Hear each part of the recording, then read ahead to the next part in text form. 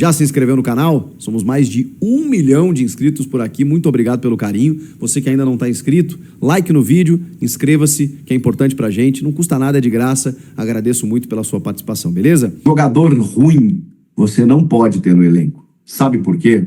Porque uma hora ele joga. Não é que o Corinthians ficou com 1 a menos depois que o Mateuzinho saiu. Porque se tivesse ficado com 1 a menos, seria melhor. Porque o Félix Torres, ele compromete, ele atrapalha. Então, se não tem ali o Félix Torres, você vai gerar uma atenção maior do setor. O André Ramalho iria, daqui a pouco, ocupar o espaço. Agora, quando você tem o Félix Torres, o André Ramalho que está por ali, o volante que cai por ali, muitas vezes o Bidon, né? Ele vai pensar, bom, tem um cara ali, né? Esse cara, que é o Félix Torres, ele vai estar marcando alguém. Não, ele não vai estar. E aí ferra tudo. Porque aí você conta com uma coisa que não existe. É melhor não ter, porque ele não te atrapalha. Você tem mais espaço, inclusive, para correr, para disputar a bola. Se tá ali o Félix Torres, você acha que ele vai fazer alguma coisa? Eu digo os companheiros, né? E ele não vai fazer. Ele vai tropeçar na bola, ele vai soltar a marcação do cara que era para ele marcar, ele vai marcar a bola, ele vai deixar o cara livre. Ele já é ruim como zagueiro, como lateral, então, minha Nossa Senhora. Então, assim, não dá. Eu espero que o Dorival enxergue isso. Ele tá defendendo o cara, porque daqui a pouco ele se dispõe a jogar de lateral. Porque a gente tem que valorizar o fato dele estar... Pô, o cara ganha salário do clube. O cara é funcionário, é contratado. Tá. Perdeu espaço na defesa. Pô, vai pintar uma vaguinha, claro que ele vai querer jogar. Louvável ele querer jogar. Mas, irmão, o futebol ainda é qualidade. O Dorival tem que parar com essas coisas. Mas eu não quero criticar o Dorival, porque... não só o Dorival, tá? Não só o Dorival, como muitos treinadores perderam tempo, né? Olha quanto tempo o Corinthians perdeu com Thales Magno, Romero, Héctor Hernandes e o Guinegão aí. E o Guinegão cortando a grama do CT. E o Guinegão no sub-20 lá, empilhando o gol. O Kaique, por exemplo, que eu acho que até ele não está tendo tanta influência no time, mas é muito melhor do que todos esses que eu citei, ele já tem 21 anos, cara. O Kaique já era para estar nesse time há pelo menos 2 anos. Não para ser titular, como está sendo agora na emergência, na necessidade, mas para pelo menos entrar, pelo menos receber oportunidade. Agora o moleque está começando no profissional, com 21 anos, gente. Já estourou a idade. Mas uma insistência equivocada. E o Guinegão, o Guinegão tá mostrando, sabe, que ele tá dando na cara desses dirigentes e treinadores, dizendo assim, e aí, eu tava aqui o tempo inteiro, vocês que não me viam. E aí, contrata jogador ruim pro ataque, sabe, aí insiste nos mesmos e tal, quando muitas vezes a solução é a tua base. A base, eu sei que muitas vezes a galera se apega na emergência, na necessidade, mas, cara, a base é a solução. Claro que nem sempre, né? Mas quando você tem um moleque que se destaca na categoria de base, no sub-20, bota pra jogar. Olha aí o Guinegão dando conta do recado e correspondendo. Mas, assim, o gol que ele faz, claro que... É porque não é só o gol, né? Ele é um moleque que briga, ele cansa os zagueiros, ele corre pra lá, pra cá, ele é um touro de forte. Impressionante. E o gol que ele faz é de muito oportunismo, né? Muito oportunismo. E aí eu preciso valorizar 2 coisas, né? A jogadaça do Vitinho. O Vitinho pega a bola pelo lado esquerdo e a bola que ele dá no ponto futuro pro Mateuzinho é fantástica. E o Mateuzinho também, obviamente, tem muito mérito. Aliás, o Mateuzinho tá bem. Ele comete algumas falhas por excesso. Como uma falta que ele cometeu do lado da área, como o pênalti que ele cometeu diante do Bahia. O Mateuzinho, você vê que, desde sempre, né? Desde sempre. Ele é muito Corinthians, ele quer dar muito certo, ele é muito, sabe? E às vezes ele, agora, na função que ele cabe como lateral, eu tenho gostado muito do Mateuzinho. Acho que ele, de novo, né? O ano passado ele termina o ano muito bem, super em alta. Aí o ano começa oscilando, ele e o Bidu. E aí, de novo, no segundo semestre, eles voltam a performar bem. Então, acho que a gente tem que valorizar isso. Mas também no segundo tempo me chamou a atenção, porque, vamos lá, o Dorival, ele volta com um sistema de 3 zagueiros. E eu acho que isso foi importante. Eu sei que eu já vou falar assim dos momentos do jogo em que o Atlético atacou, gerou risco, o Hugo Souza teve que fazer defesa, o Félix Torres foi um pandemônio lá pelo lado direito. Mas vamos lá, na cronologia do jogo. 15 minutos iniciais, o Atlético respeitou demais o Corinthians. E o Corinthians dominou o jogo. Dominou as ações, controlou o jogo, só ele tocava na bola, posse de bola quase 80-20. É impressionante. O Atlético não tocou na bola. Com 15 minutos o Atlético acordou. Quando ele acordou, os volantes do Corinthians, especialmente o Charles e o Maicon, resolveram que iriam errar todos os passes possíveis, especialmente o Charles. O Charles errava todos os passes. Ele entregava sempre a rapadura, a bola no pé do Atlético. A bola estava com o Corinthians, voltava para o Atlético. Mas o que ele errou de passe, o Corinthians errou muitos passes, tá? O Bidon errou passe, o Maicon errou. O Maicon estraga um escanteio. Não acho que o Maicon tenha jogado mal, mas ele estraga um escanteio. Erro individual, sabe? De detalhe, jogo de Copa, não pode vacilar. Por isso aqui o jogo não terminou empatado. Então, assim, o Charles errou muito, tanto que o Dorival viu isso. Ele viu isso. E aí o Atlético, quando saiu pro jogo, quando o Atlético pensou assim, não, peraí, eu não vou esperar o Corinthians, eu vou atacar, tô jogando em casa.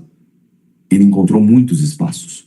Nas entrelinhas, o Atlético encontrou muitos espaços. E foi chegando, e foi chegando, e foi chegando. E a bola passava perto, e rondava a área. E aí o Corinthians cometia algumas faltas na entrada da área. Aí o Hugo Souza faz uma defesa, numa cobrança de falta do Zapelli, que é de cinema. Uma bola, uma porrada a meia altura no canto, ele vai lá buscar. Fez outras defesas também. Mas aí o Atlético começou a chegar. Aí o Corinthians começou a especular aqui, ali. Segundo tempo, o que o Dorival faz? Charles, vem. Kaique, vem. E aí ele coloca o Kaká na defesa e o Vitinho. O que ele faz? Ele bota o Kaká pelo lado esquerdo, o Gustavo Henrique centralizado, e normalmente eu via o André Ramalho ser esse cara, porque ele joga muito bem, quase como um volante, mas o André Henrique centralizado, por quê? Porque era o cara da sobra, o cara mais alto, o cara da bola longa. O André Ramalho pelo lado direito foi quase um lateral, porque aí o que ele faz? Ele espetou os alas, os pontas, os laterais, né? Ele abriu, o Bidu, na verdade, trocava com o Vitinho. O Vitinho às vezes caía pela lateral, o Bidu vinha por dentro. E do lado direito, o Mateuzinho, no gol, o gol simboliza isso. O Vitinho vai lá e encontra o Mateuzinho, cara, rente a linha de fundo, que um lateral não chega lá.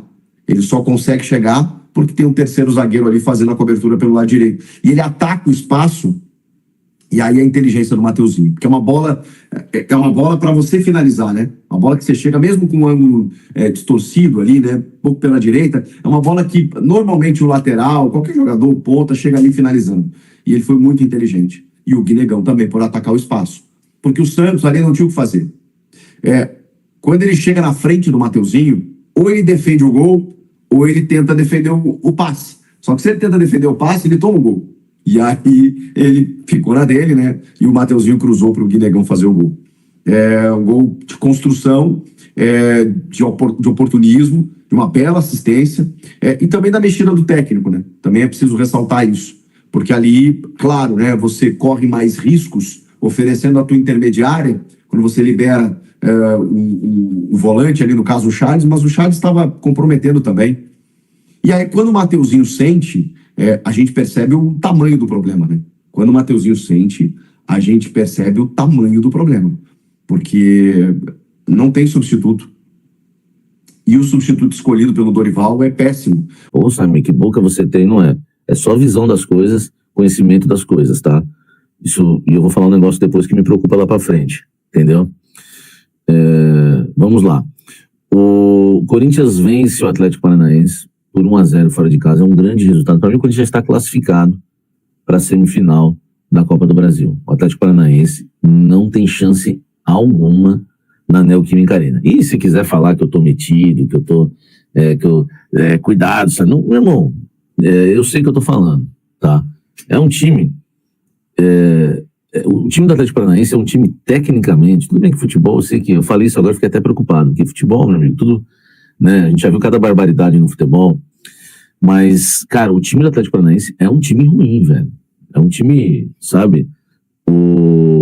É um time, assim, horroroso, tá? Horroroso, né? E depois quero falar da baixada lá da Arena, né? No lance do Hugo Souza. Aquilo ali, meu irmão, é para interditar o estádio, hein? Ou a gente toma, vou falar do jogo, mas deixa eu até falar isso agora. Ou a gente toma, tá? Ou a gente toma uma... Deixa eu até pegar no título hein? Peraí. Vamos lá, senão fica uma loucura esse... Bom, daqui a pouco informação do Mateuzinho, daqui a pouco, né? Enfim, tudo para vocês. Eu quero começar falando do lance do Hugo, porque é uma coisa rápida que eu quero dar um tapa e depois eu quero analisar o jogo. O estádio do Atlético Paranaense precisa ser interditado. O Atlético Paranaense precisa sofrer uns 5, 6, 7, 8, 9 ou 10 jogos de suspensão. E eu não estou exagerando, tá? Vocês conhecem a minha índole, vocês conhecem, tá, o meu trabalho. Vocês sabem que eu falaria isso do Corinthians. Eu falaria isso se fosse o Corinthians. Vocês sabem que eu falaria. Quantas vezes aqui eu briguei com vocês que, não foi pênalti, eu falei, foi pênalti, enfim. Vocês me conhecem, tá? O que eu tô falando aqui para vocês é algo que eu tenho como entendimento que jamais poderia acontecer. Cara, esse rapaz poderia estar com uma faca na mão, esse rapaz poderia estar com algum objeto na mão, esse rapaz poderia ter machucado o Hugo, dando, sei lá, quebrando a coluna dele, dando uma voadora.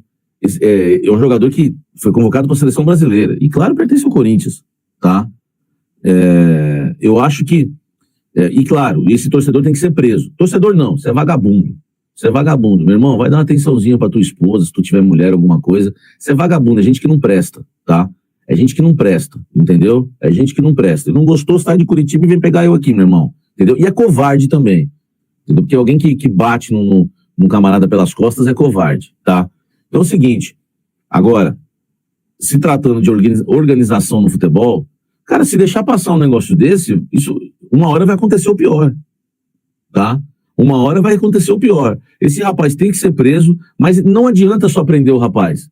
O Atlético Paranaense tem que sofrer. Eu sou a favor do clube sofrer. Pode ser o Corinthians, pode ser quem for. Eu sou a favor das coisas melhorarem, evoluírem, sabe? Porque não dá para conviver com isso.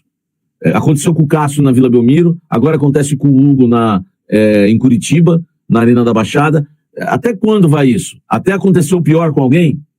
Hein? Até acontecer o pior com alguém. Não aconteceu nada com o Santos. Nada com o Santos. Cara, isso que aconteceu hoje, meu irmão, esse tipo de situação, não interessa. O clube tem que ser punido para colocar 300 seguranças ali para nunca mais acontecer, para a torcida, né, intimar um cara desse, não deixar um louco desse pular, entendeu? Porque sabe que vai perder pontos, sabe que vai prejudicar, tinha que perder pontos no campeonato, tinha que interditar o estádio, além de prender, né, esse sem vergonha. É isso que tinha que acontecer, tá? Um timeco, Atlético Paranaense é um timeco, o Atlético Paranaense nunca foi grande, anota aí, se quiser fazer o corte, mandar pra Curitiba, não tô nem aí, meu amigo, não tô querendo passar frio em Curitiba mesmo, tá? É um timeco, Atlético Paranaense é um timeco, nunca foi time grande, tá? Nunca foi time grande, e tá na hora de alguém tomar uma providência, porque não pode acontecer o que aconteceu. A gente viu aí que o Hugo já passou, né, da gravidez da esposa dele, já passou uma luta na família. Você imagina se acontece alguma coisa com esse rapaz? Salve a corintiana. Né, gente? O Timão venceu aí com vantagem de 1 gol. Mas realmente aí o Samir tem muita razão também, né? Porque como é que você deixa, né? Tipo, o estádio ali sem segurança, né? Qualquer torcedor podendo invadir. E aí quem tá ali para fazer a segurança é super lento, né? Realmente a sorte que a gente tem é que o cara que bateu pra cima do Hugo Souza, né? Tava de mãos vazias, né? Porque se ele tivesse com algum objeto ali, o Hugo Souza poderia ter sofrido alguma coisa isso livre, né, bem grave. Então, realmente aí chama até muito grande. O Atlético Paranaense merece sim uma punição da CBF, até da FIFA, dependendo aí, né? Enfim, porque realmente não é o tipo de coisa que se permite, não, tá? O Hugo Souza poderia ter se dado mal nessa daí, né? Mas enfim, fazer o quê? Bora aguardar se a CBF vai realmente punir o Atlético Paranaense. Para mim tem que punir sim, não só na Copa do Brasil, como também no Brasileirão também, tá? Enfim, vai Corinthians.